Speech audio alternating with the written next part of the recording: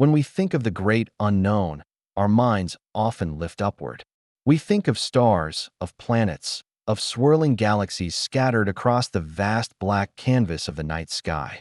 We picture rockets rising on columns of fire, astronauts drifting weightless, and telescopes peering out into the endless dark. Space has always pulled at us. It's a mystery.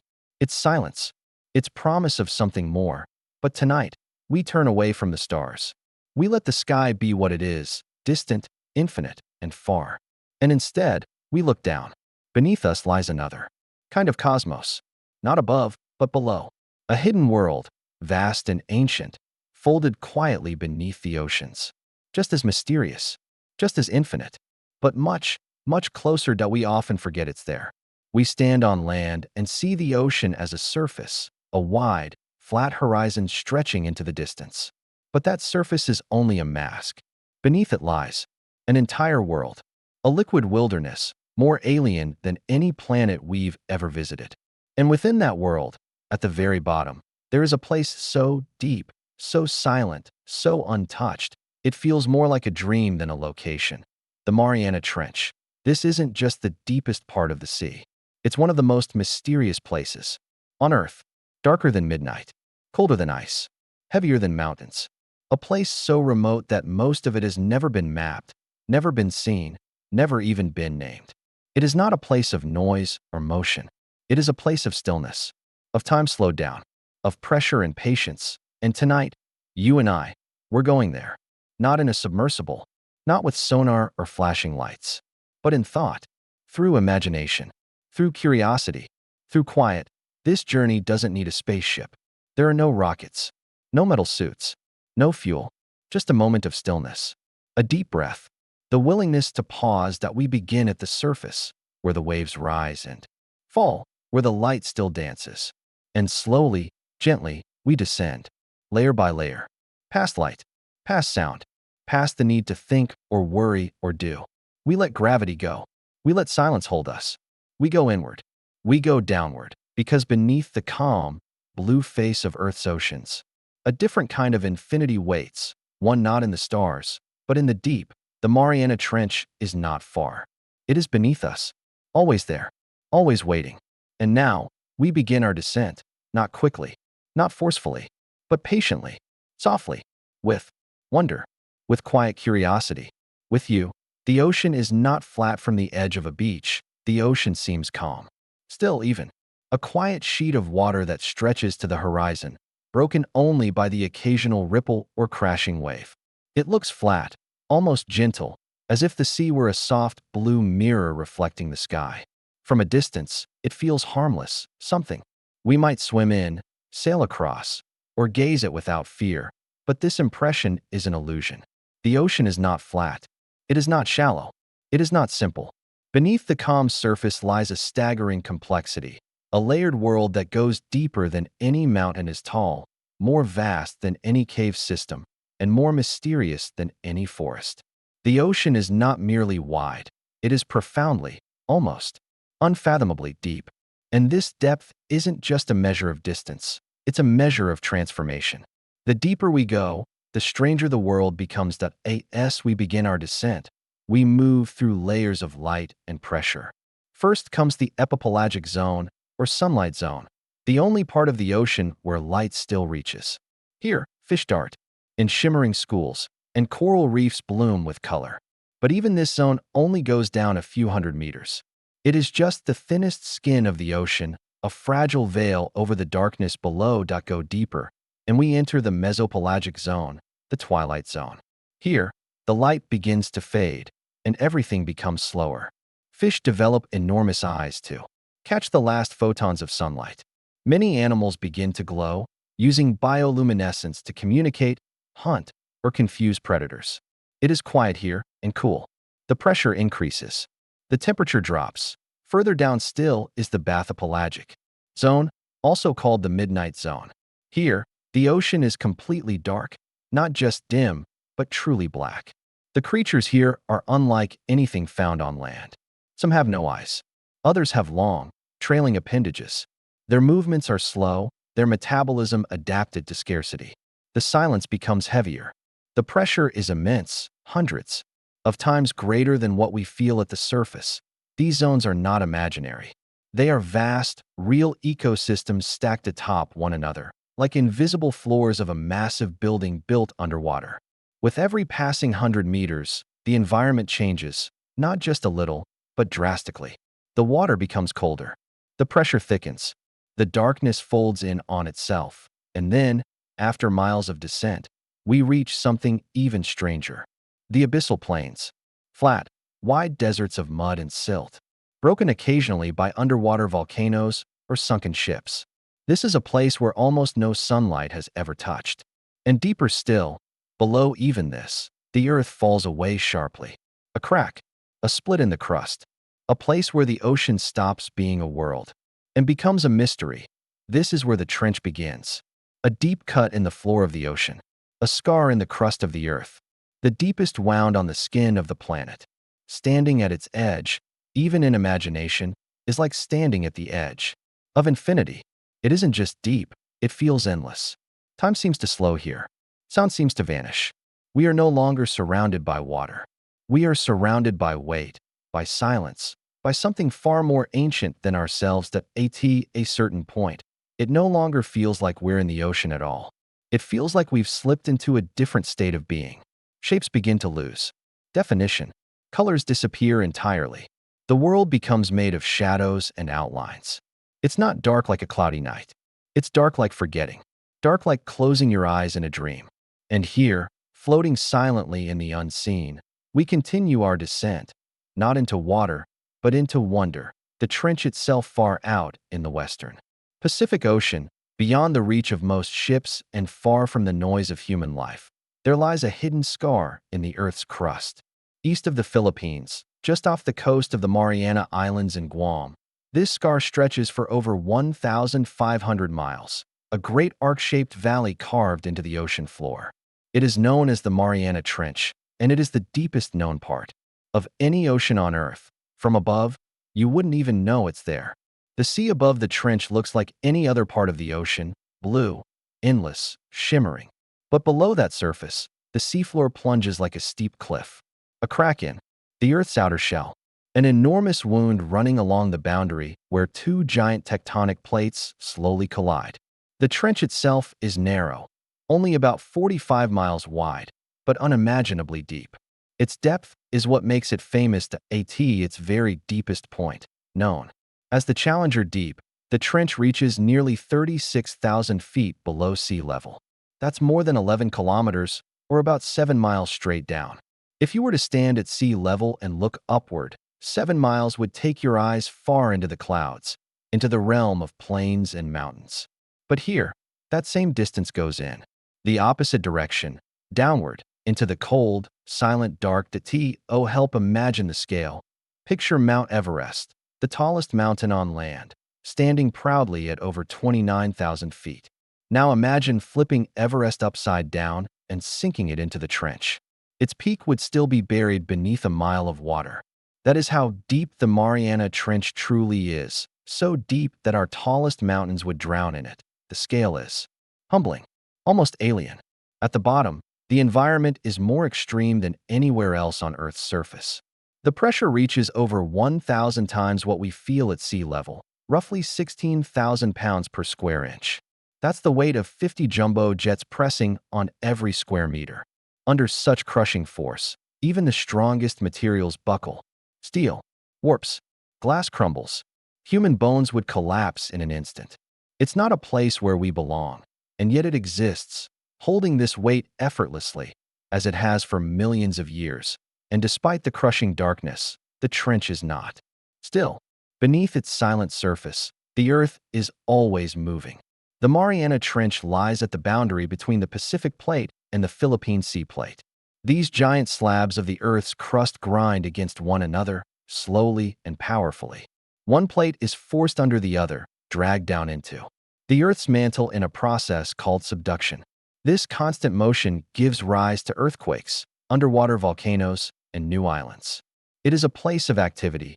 Even if we cannot hear it in this deep, unseen realm, entire mountain ranges are born. They rise slowly, over thousands of years, only to collapse or shift again as the plates continue their timeless dance. These mountains are not seen by sunlight. They are not walked by animals. They are shaped in silence, and they grow in secret. While the trench may seem like a cold, lifeless pit, it is in fact a place of transformation. A place where continents are pulled apart and reshaped. A place where the very crust of our planet bends and reforms. It is both a graveyard and a birthplace, the bottom of the world, and yet the beginning of something entirely new. Look into the trench, even in imagination, is to look into the deep time of the earth. A place where seconds feel like centuries. A place that doesn't need to rush. It has been there for millions of years, and it will remain long after we are gone.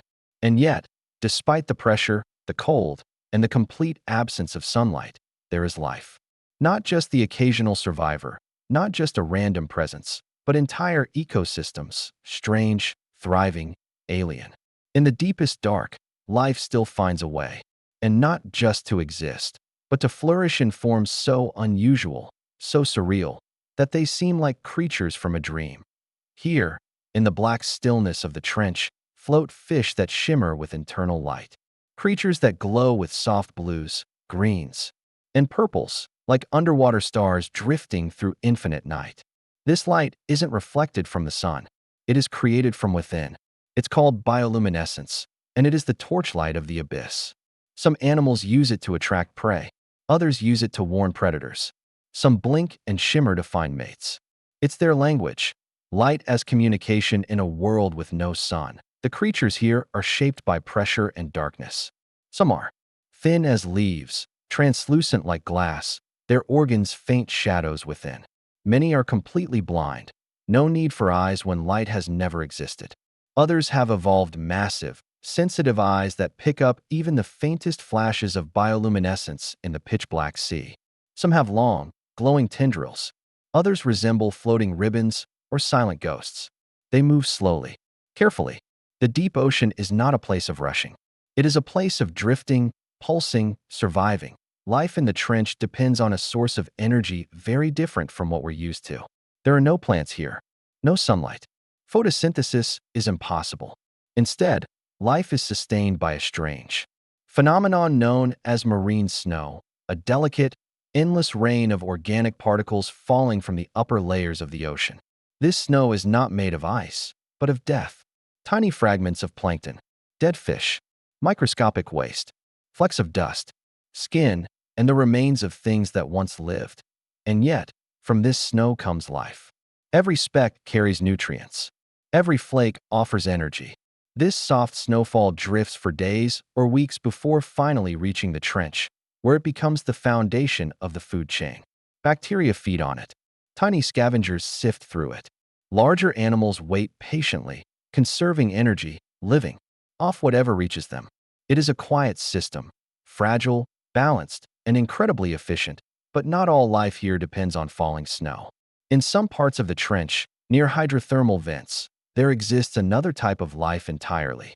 These vents are cracks in the Earth's crust where superheated water bursts into the ocean, rich in minerals and chemicals. The water can reach temperatures over 700 degrees Fahrenheit, 370 degrees Celsius, yet life flourishes here. Not because of sunlight, but because of chemosynthesis, a process where bacteria use chemicals like hydrogen sulfide to create energy. Surrounding these vents, vast colonies of bizarre creatures cluster. Giant tube worms with bright red plumes, eyeless shrimp with heat sensors, clams as large as footballs, all existing in complete darkness. This kind of ecosystem shattered our assumptions when first discovered. Until then, we believed all life on Earth depended on the sun. These creatures proved otherwise. Life, it turns out, only needs energy, and energy can come from more than just light. These deep-sea organisms aren't just survivors. They're pioneers. They may resemble the first forms of life that ever existed on Earth, or perhaps the kind of life that could exist on other planets, or beneath the icy oceans of distant moons like Europa or Enceladus. Studying them is like peering into both the past and the future of biology, what lives in the dark, life that glows, life that waits, life that survives where no warmth reaches, where no day ever dawns. And yet, There is beauty in this darkness. There is rhythm, stillness, a kind of peace. These creatures do not rush. They do not panic. They simply exist, gently, quietly, far from the chaos of the surface to eye in the deepest silence of Earth. Life has written a new chapter, one of resilience, one of wonder, one we are only beginning to understand. Human visitors for most of human history, the depths of the ocean were nothing more than myth and imagination. A place no one could visit, a place no one was meant to. The deeper the sea, the more it became. A symbol of the unknown, unreachable, untouchable, feared. And then, in 1960, that boundary was broken. That year, two explorers, Jacques Picard, a Swiss oceanographer, and Don Walsh, a U.S. Navy lieutenant, boarded a small, steel vessel called the Trieste. It was no ordinary sub. It was a bathyscaphe, a deep-diving machine specially designed to survive the unimaginable pressure of the deep sea. Its cabin was tiny, a cramped steel sphere just large enough for two men to sit side by side, shoulder to shoulder, in the dark. Their goal? To reach the Challenger Deep, the very bottom of the Mariana Trench, the deepest known point in Earth's oceans. As they descended, the pressure outside their tiny cabin rose steadily, eventually reaching over 1,000 times the pressure we experience at sea level. At one point, they heard a loud, cracking noise. The outer plexiglass window had fractured, but they kept going. It took nearly 5 hours to descend to the bottom. And when they arrived, more than 10,900 meters beneath the surface, they saw a flat, pale seafloor, silent and still. There, through the tiny porthole, they may have glimpsed a fish-like creature drifting in the silt. They stayed only 20 minutes before beginning the long ascent back to the surface. But their journey changed everything. It proved the deepest part of the ocean could be reached by people. For more than 50 years, no one else would follow. Technology wasn't ready, and the risks were enormous. Challenger Deep remained untouched, a place visited by fewer people than had walked on the moon. Then in 2012, the boundary was crossed again, this time by a single person, James Cameron, the Canadian filmmaker best known for directing Titanic and Avatar. But Cameron is also a passionate deep-sea explorer. He spent years designing a sleek, vertical submersible called the Deep Sea Challenger, crafted from special materials to withstand the crushing force of the trench. Unlike Trieste, Cameron's descent was solo, completely alone. In a narrow pod, surrounded by silence, he descended to the trench floor and stayed there for over 3 hours. He filmed, he took samples, he observed, and when he returned to the surface, he described the experience as otherworldly, like being on another planet, alien, isolated, and profoundly humbling. Since then, a handful of robotic missions have visited the trench, using remotely operated vehicles and autonomous submersibles to capture video, collect data, and explore what humans cannot safely reach. These machines can dive for days, even weeks, mapping the trench's walls, collecting strange new species, and listening to the sounds of the deep. More recently, a few more humans have joined this rare club. In 2019, explorer Victor Vescovo made multiple dives to Challenger Deep, breaking records and proving that the deep sea was no longer just a scientific challenge. It was a place we could begin to study with purpose. Still, to this day, fewer than 20 people have ever reached the deepest part of the ocean. Fewer than those who have gone into space. Fewer than those who have climbed Everest. Fewer, even, than those who have orbited the moon. And yet, the trench is always there. Silent. Vast. Waiting.it is not unreachable. It is not impossible. But it remains, by choice or by chance, mostly untouched. Unbothered. Undisturbed. Like a cathedral of pressure and darkness, holding its secrets close, revealing them only to those willing to journey into its depths with patience and humility. Perhaps that's the way it should be. A pressure beyond imagination. The deeper we go beneath the surface of the ocean, the more the world changes. Light disappears. Temperature drops. But more than anything else, pressure builds. Slowly at first, then massively, then unimaginably, until the laws that govern life on land begin to break. The bottom of the Mariana Trench, specifically. At Challenger Deep, the pressure reaches over 1,000 times what we feel at sea level. That's roughly 16,000 pounds per square inch. Try to picture that. Imagine 100 full-grown elephants stacked on top of your outstretched hand, or a skyscraper pressing down on a single square tile. That's what the trench exerts on every inch of surface exposed to it, constantly, without pause, without mercy. Under such pressure, air compresses into almost nothing. Gases behave differently. Solids bend. Materials we think of as strong, metal, glass, plastic, become fragile. They twist, collapse, or shatter without warning. Even the tiniest structural flaw becomes a death sentence at that depth. There is no tolerance. There is no room for error. The pressure does not forgive. That's why reaching the bottom of the trench is more than an adventure. It's an engineering marvel. Submersibles that travel to these depths must be designed with extreme precision. Every bolt, every seal, every wire must be tested for survival under crushing force. Most deep-diving vessels are shaped as perfect spheres because a sphere distributes pressure evenly. It has no weak points, no edges, just a smooth, silent curve ready to be gripped by the deep. Even then, those spheres are made of specially treated titanium or hardened syntactic foam, materials that are rare, expensive, and difficult to mold. Some subs use hydraulic systems sealed in special oils to resist compression. Others rely on internal ballast systems that adjust buoyancy moment by moment. Every journey is like threading a needle inside a collapsing mountain. Precision isn't optional. It's survival. The deeper you go, the more unforgiving it becomes. At a few hundred meters, scuba gear might work. At a few thousand meters, unmanned ROVs become necessary. But past 10,000 meters, only the most carefully crafted machines have a chance. The weight of the ocean is not passive, it's active. It presses. It tightens. It tries to fold everything back into the earth. And yet, within this force, within this invisible grip, there is something unexpected: stillness. Not the kind we know at the surface, the quiet of an empty room or a windless day. This is a deeper stillness, heavier, more complete. Down here, at the bottom of the ocean, silence takes on a shape. It wraps around everything like a second skin, invisible but heavy with age. It doesn't scream. It doesn't roar. It simply is. The pressure in the trench is absolute. It is not aggressive. It does not crash like a wave or howl like a storm. It holds, constant, immense, like a cathedral made of water and time. The kind of peace you don't just hear, you feel it. In your bones, in your breath, in your thoughts. It's the kind of silence that exists in ancient caves where time has no urgency.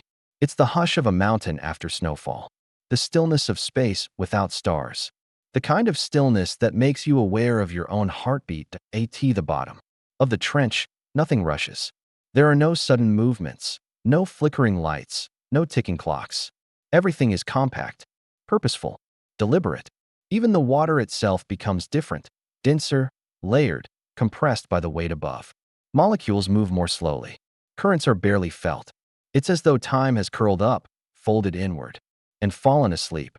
And the silence becomes physical. You don't just notice it, you are surrounded by it, immersed in it. It has texture, like velvet stretched across centuries. It doesn't feel empty. It feels full. Full of age. Full of depth. Full of the Earth's long, uninterrupted memory. Down here, the silence has seen everything, from the birth of continents to the fall of empires. It holds those stories quietly, with no need to explain that it's not a silence of fear, not the hush that follows danger. It's not chaos. It's not threat. It is a totality, the absence of urgency, the disappearance of time. No alarms, no language, no need to be anything but present. It is humbling in the way standing before an ancient tree is humbling, or looking up at a clear night sky. You feel small, but peacefully so. You feel like a single breath in the lungs of something far bigger. And yet, within this enormous pressure, this sacred stillness, life finds a way to persist. Strange, glowing creatures drift softly. Delicate machines built by human hands descend, take samples, record footage. Explorers send their voices down through metal and memory. And we, here on the surface, imagine it all. We feel it through stories, through sound, through silence. The trench becomes real not just through science, but through thought, through wonder. The gravity of this world below, so quiet, so constant, touches us even if we never leave land. We don't need to dive to feel it. We only need to pause, to listen, to think. In that pause, in that moment of stillness, we are already there. The sound of the deep, though no sunlight ever reaches the bottom of the trench, the Mariana Trench, is not silent. It may appear still. It may seem hushed. But when we truly listen, really listen, we begin to hear that the trench has its own voice. A voice unlike any other place on Earth. Deep, distant, unhurried. A voice shaped by pressure, time, and movement. These extreme depths, where human ears could never survive. Scientists have used hydrophones, special underwater microphones, to capture the trench's hidden soundtrack. And what they've discovered is both haunting and beautiful. The trench speaks in groans and rumbles, metallic creaks, and long, low sighs that drift through the water like underwater thunder. These aren't sharp or chaotic sounds. They are ancient and wide, like the sound of the earth slowly turning. Some of the noises come from tectonic activity, the shifting of massive slabs of the earth's crust as they grind against each other far below. These movements create deep vibrations, echoing through rock and water, sometimes for hundreds of miles. They are the breath and heartbeat of the planet itself, seismic murmurs that never reach the surface but fill the depths with slow, endless motion. Then there are the calls of whales, especially baleen whales, whose songs can travel across entire ocean basins. Though most whales swim in shallower waters, their low-frequency voices can penetrate even the deepest parts of the ocean. Sometimes, a single, mournful call cuts across the trench, a solitary melody echoing in the black. These voices aren't just sound. They are memory, distance, and presence. There are also mysterious sounds, ones we cannot easily explain. Some are like distant machinery, soft metallic chirps or pulses heard at regular intervals. Others are like sighs or whooshes that drift in and fade out. We don't know if they come from unknown creatures, deep ocean currents, underwater landslides, or something else entirely. What we do know is this: the trench is not quiet. It is very much alive. These recordings often last for hours, long, slow drifts of sound, captured by machines floating in the black. And when we listen to them back on land, through speakers in warm rooms, we are hearing something extraordinary. Not music, not noise, but Earth's voice. A slow, steady presence that tells us the planet is never still, never truly quiet. Even in its deepest places, to listen to the sounds of the deep is to hear something more than just vibration. It's to hear the breathing of the earth. Slow, heavy, steady, not rushed, not urgent, just eternal. A language without words, a rhythm without time, a pulse beneath everything. These sounds are not meant to startle. They are meant to remind that in the deepest dark, where no eye sees and no hand touches, the world continues to move. That silence is never truly silent. That even in stillness, there is life. The trench may be hidden from view, but it is not sleeping. It is speaking softly, in its own ancient language. The trench beneath our feet. We walk across the earth every day, often without thinking.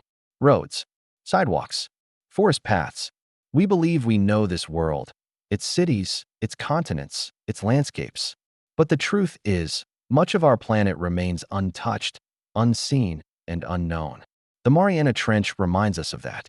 It reminds us that there are still places beneath our feet that carry secrets, places we have never walked, places we have never heard, places we may never reach. It's easy to forget that right here, on this very planet, the same one that holds our homes, our families, our memories, there are entire worlds that remain hidden, not far away, not on distant stars, but here, beneath the oceans, beneath the waves, beneath the silence. Worlds that rest in darkness, that breathe in pressure, that move at a rhythm far slower than ours. The trench is one of those worlds. A reminder that Earth still holds mystery, still holds wonder, still holds something bigger than our everyday lives. And that reminder, it humbles us. It slows us down. It helps us breathe a little deeper, think a little more gently. It invites us not to conquer, but to listen, not to race, but to rest. Tonight, you've traveled to that place. Not with submarines, not with oxygen tanks or metal hulls, but with thought, with story, with imagination. And that journey, slow, silent, steady, has brought you deeper than most people will ever go. You've descended past sunlight, past twilight, past midnight, into the pressure and poetry of the trench. You've heard the voices in the dark. You've seen the glowing creatures. You've felt the quiet weight of the earth's memory pressing in all around. Even if you never visit in person, even if you never set foot in a submersible or see the ocean in that way, you've already been there in thought. And thought is enough. Thought lets us touch what the body cannot. Wonder takes us to places even machines struggle to reach.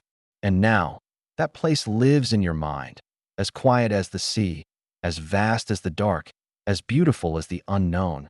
Let that thought stay with you now, as you begin to drift. Let it settle into your body like a slow tide. Let your muscles rest, like the deep sea rests, still and calm, beneath the surface of the world. Let your breath slow, like the slow swirl of currents beneath 1,000 miles of water. Let your thoughts float, like marine snow falling gently through the quiet that you've been to the bottom. You've felt its silence. You've heard its language. And now, slowly, you rise gently. Not quickly, not forcefully, but with peace, with weightless calm, like a bubble moving toward light, like the earth itself, turning slowly. Through space, sleep now. Let your body drift on the surface of the deep. You've seen something extraordinary, not out there, but within. The trench is beneath our feet, and now, a little bit of it lives in you. Now, slowly, we begin to rise, not quickly, not all at once. The journey upward, like the journey down, is patient, gradual, as our minds descended together, passing through thought and pressure, through silence and wonder, they now begin to surface, drifting upward, gently, like bubbles rising through still, dark water, through miles of quiet, through miles of memory, through the invisible layers of the sea that we pass again through the zones we explored. The blackness of the trench softens to the shadows of the midnight zone, then the dim glimmers of twilight, and finally, the gentle light of the surface above. But it's not sunlight we rise into, it's awareness. It's rest. It's the soft landing of the mind returning from a dream. The trench, that deep, ancient place, still lies below us, vast and untouched. It doesn't chase. It doesn't call. It doesn't cling. It simply exists in timeless patience. A hidden world beneath our own, as endless as the stars, as silent as sleep, as permanent as time. And now you've been there. You've touched it, not with your hands, but with something deeper, with imagination, with attention, with the quiet wonder of being curious that you've traveled to one of the most mysterious places on Earth, not by machine, not through screens or lenses, but through stillness. You felt the press of pressure, heard the slow voice of the earth, imagined glowing creatures and sunless oceans. You've gone further in thought than most ever do in life. Even if your eyes never see the trench, you've been there tonight.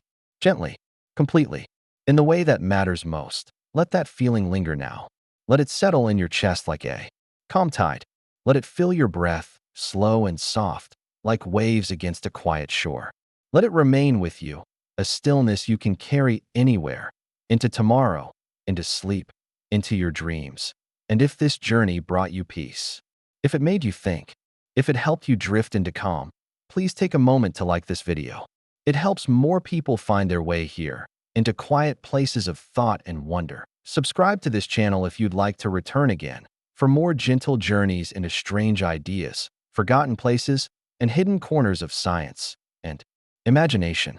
And if there's something you've always wondered about, a mystery, a question, a faraway idea, let me know in the comments. Your curiosity helps guide our next descent. For now, let yourself rest. Don't rush. Don't think too much. You've already traveled far tonight, farther than most will ever go. And the night is still young. Let sleep take you the rest of the way. Let your body float. Let your mind settle. You've already gone deep. Good night.